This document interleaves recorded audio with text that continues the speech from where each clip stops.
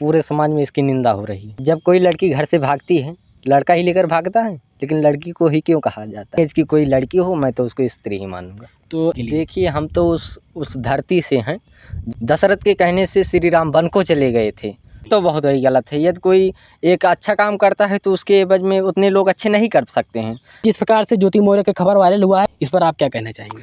देखिए, तो इस पर मैं ये कहना चाहूँगा कि जो बहू और बेटी को मैं तो एक ही समान देखता हूँ। कैसे कैसे एक समान आप देखते हैं?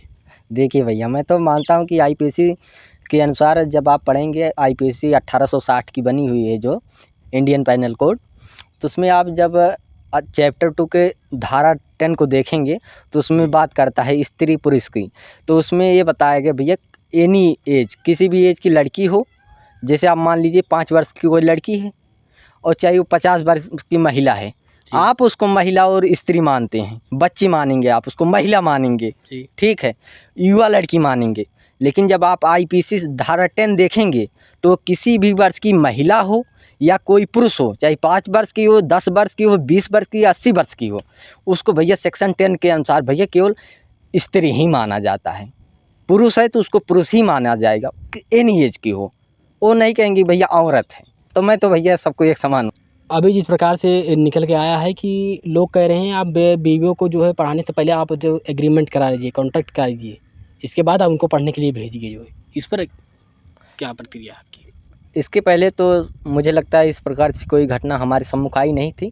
फिर भी जो अगर कॉन्ट्रैक्ट की बात कर रहे हैं तो मुझे नहीं लगता है कि ये बहुत गलत है, क्योंकि जो कॉन्ट्रैक्ट एक्ट है 1872 का बना हुआ है और लॉ है, हमारे लिए ही बनाया गया है, हमको इसका उपयोग करना ही चाहिए। यदि चाहें तो कर ही सकते हैं, उचित है। लॉ तो हमारे ही लिए है। शादी विवाह के बाद अगर इस प्रकार से विवाह के बाद पढ़ाई के लिए भेजने पर कॉन्ट्रैक्ट अगर करके भेज रहे हैं तो इसके लिए समाज पर आगे क्या कुछ नेगेटिव इफेक्ट पड़ने वाला है कि नहीं? इस पर शादी के बाद भी कानून का सहारा लेना पड़ेगा रिश्तों को बनाए रखने के लिए। देखिए, हम तो उस धरती से हैं जहाँ भैया एक बार कहने से माता सीता अयोध्या त्याग दी थी, दशरथ के कहने से श्री राम वन को चले गए थे। तो हम तो वहाँ फॉलो करने वाली उस देश के हैं। लेकिन इस देश में अगर इस प्रकार से घटना है तो भैया लॉ का सहारा लेना पड़ रहा है तो बहुत ही गलत है, क्योंकि हमारी संस्कृति व सभ्यता कहीं न कहीं इससे धूमिल हो रही है। इस प्रकार से गंदे इफेक्ट पड़ेंगे। तो क्या अच्छा नहीं लगता है कि अगर एक ज्योति मौर्य ने गलती किया है तो क्या सभी बीवियों को जो वापस बुला लिया जा रहा है जो तैयारी कर रही थी? इसके पहले जब सभी लोग भेज रहे थे, लेकिन एक ज्योति मौर्य की गलती करने से सभी को वापस बुला लिया जा रहा है, इस पर आप क्या ये तो बहुत ही गलत है। यदि कोई एक अच्छा काम करता है तो उसके एवज में उतने लोग अच्छे नहीं कर सकते हैं।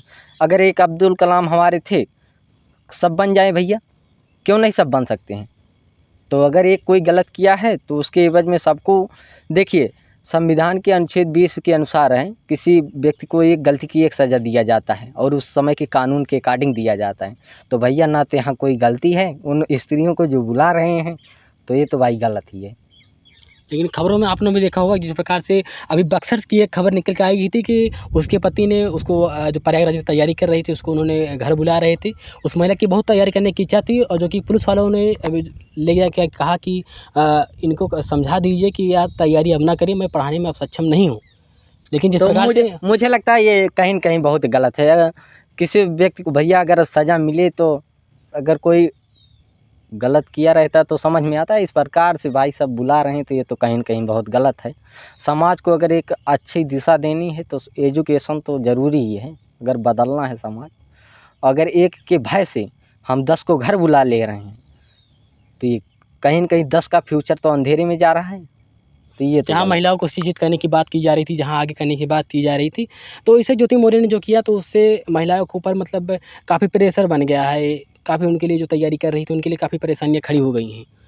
एक के गलत करने से काफ़ी स्त्रियों के, ये समझ लीजिए आप, फाटक बंद हो गया था। बाहर का जो दरवाज़ा खुला हुआ था तैयारी का, उस पर काफ़ी इफ़ेक्ट पड़ा हुआ है। ये तो बात सही।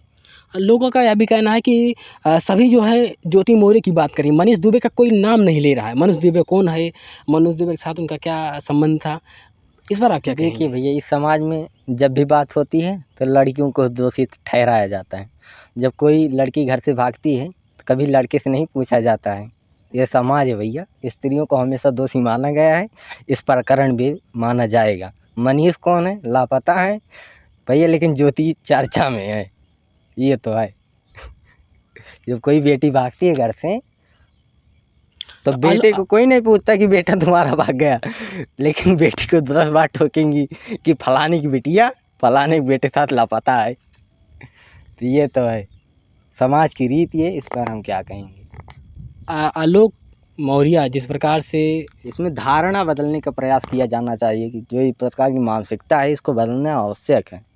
हर बार बेटी ही क्यों दोषी हो भाई, पुरुष भी तो आपको क्या लगता है आलोक मौर्य के साथ जिस प्रकार से हुआ है उस पर आप क्या कहने आएंगे? गलत हुआ है कि नहीं हुआ उनके साथ? गलत तो हुआ ही है।